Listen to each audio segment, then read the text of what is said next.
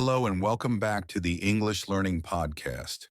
I'm Henry, and as always, I'm joined by my amazing co-host, Sarah. Hey, Sarah. Hey, Henry. Hello, everyone. It's great to be here again. And today we've got a really important topic, one that I think a lot of our listeners can relate to. That's right. We're talking about fluency. Why are so many learners struggling to become fluent in English? You study for years, you know the grammar, you memorize vocabulary, but somehow speaking still feels difficult. Sound familiar? Exactly. And if you're listening and thinking, that's me, don't worry, you're not alone. Today, we're going to break down the biggest reasons why you might not be fluent yet, and most importantly, what you can do about it. So, if you've ever felt stuck, frustrated, or like you're just not improving as fast as you'd like, stay with us. We've got some eye-opening insights and practical tips coming up. Oh, absolutely. I hear this all the time. People are afraid of making mistakes, so they don't speak at all. But here's the thing. Mistakes are part of the learning process. All right, so let's dive into it.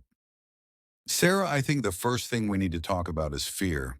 A lot of learners aren't fluent because they're just too afraid to speak. Let's get started. Exactly. Think about how children learn a language. They don't care if they say something wrong. They just keep trying. But adults? We overthink everything. What if I use the wrong verb? What if my pronunciation is imperfect? And that fear stops people from improving. And the irony is, the more you avoid speaking, the harder it becomes. So if fear is holding you back, remind yourself, mistakes don't mean failure, they mean progress. Okay, next reason. This one is big. Not practicing consistently. Learning English is like going to the gym. If you only work out once a month, you're not going to get fit. All right, this one might be controversial, but we need to talk about it. A lot of learners focus way too much on grammar. Exactly. It's not about studying harder, it's about studying smarter and making English part of your daily routine. Right, grammar is important, but it shouldn't stop you from speaking. Native speakers make grammar mistakes all the time, but they still communicate easily. The key is to balance grammar with real-life communication. Oh, totally. They spend years learning tenses, memorizing rules, doing exercises. But when it's time to have a conversation, they freeze. Another big reason people struggle with fluency is they don't listen enough.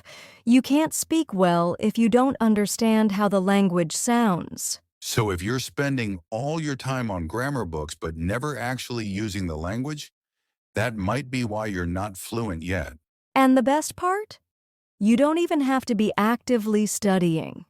You can just listen to English podcasts, watch movies, or even play English music in the background while you do other things. Exactly. A lot of learners focus only on reading and writing, but listening is what trains your brain to recognize natural speech patterns, pronunciation, and intonation. Oh, for sure!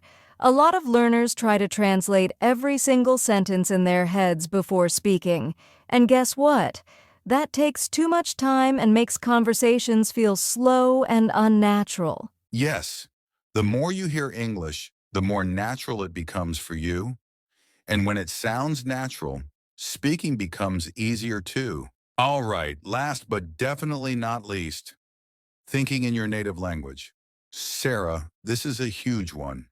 And don't worry, it's totally possible. It just takes practice. Start with small things. Describe what you're doing in English, label objects around you, or even talk to yourself in English throughout the day.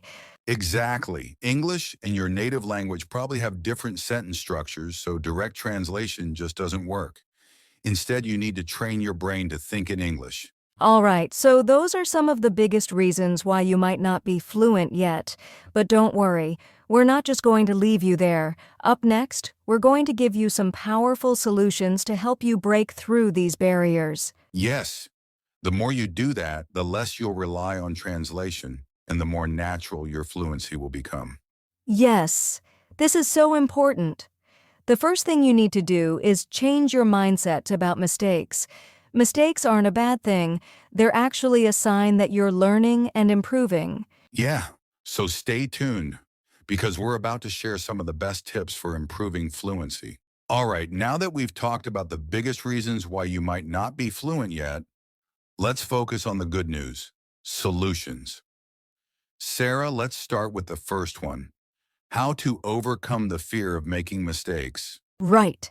So instead of being afraid of mistakes, celebrate them.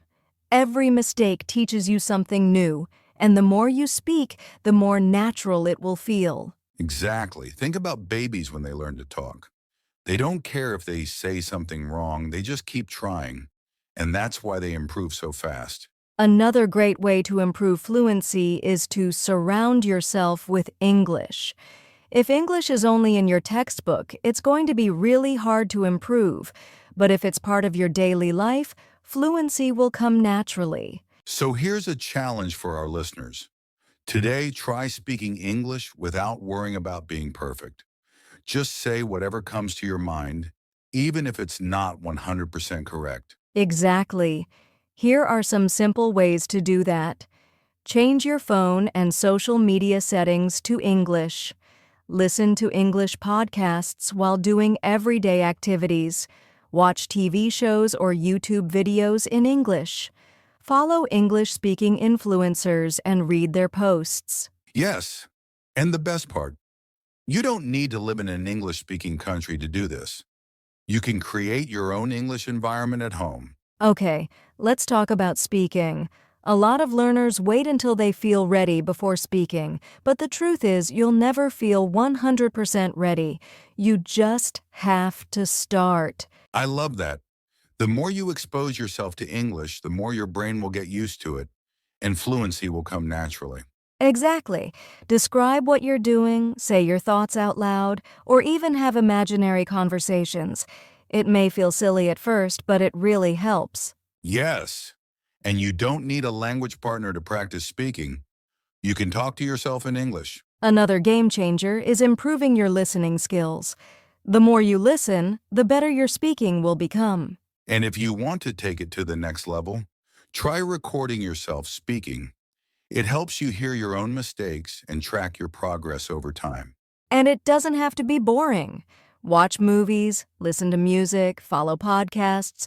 Just make sure you're listening to real natural English every day. Absolutely. A lot of learners struggle with fluency because they don't understand native speakers. So improving listening is key. Now, this one is huge. If you want to be fluent, you need to start thinking in English, not just translating from your native language. And one great tip, don't just listen passively. Try repeating what you hear or even mimicking native speakers to copy their pronunciation and rhythm. And you can start small. For example, when you see an object, name it in English instead of your native language. Or try making short sentences in your head throughout the day. Yes, translation slows you down. Instead, train your brain to think directly in English. All right, so we've covered a lot of great tips today. Remember, fluency isn't about being perfect. It's about using English every day and making it a part of your life. Exactly. The more you practice, the faster and more natural it will become. And before you know it, English will feel automatic. And now, we want to hear from you. What's your biggest challenge with fluency? Let us know in the comments or send us a message. Yes, and don't get discouraged if it takes time. Just focus on making small improvements every day, and you'll be amazed at your progress. Exactly. If you take just one thing from this episode, let it be this. Fluency comes from using English, not just studying it. Speak more, listen more, and don't be afraid to make mistakes. And if you found this episode helpful, don't forget to like, subscribe, and share it with your friends. Thanks for joining us, and we'll see you in the next episode. Wow, we've covered a lot today. Fluency might feel like a big challenge, but remember, it's not about being perfect, it's about making progress every single day. So now, we want to hear from you. What's your biggest challenge with fluency? Are you struggling with confidence, consistency, or something else? Let us know in the comments or send us a message. And the best part? You're not alone in this journey. We're here to help. And so is the entire English learning community. That's right. And don't forget to hit the notification bell so you don't miss our next episode. And if you found this episode helpful, make sure to like, subscribe, and share it with your friends who are also learning English. Bye for now and happy learning. Thanks so much for listening. Keep practicing, keep speaking, and we'll see you next time on the English Learning Podcast.